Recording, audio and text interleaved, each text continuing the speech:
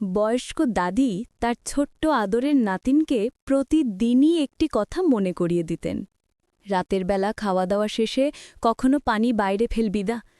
তখন জিন পরীরা নিচে নেমে আসে, চারদিকে ঘোরাফেরা করে। সেই সময়ে কারো ফেলা পানি যদি তাদের গায়ে লাগে, তারা রাগান্বিত হয়ে যায়, আর রেগে গিলে তারা মানুষকে ধরেও নিয়ে যায়। ছোট নাতিন দাদির কথা শুনলেও বিশ্বাস করত না। তার মনে হতো এসব শুধু দাদির বানানো গল্প। তাই একদিন রাতে খাওয়া দাওয়া শেষে সে দাদির নিষেধ অমান্য করে বাইরে পানি ফেলল।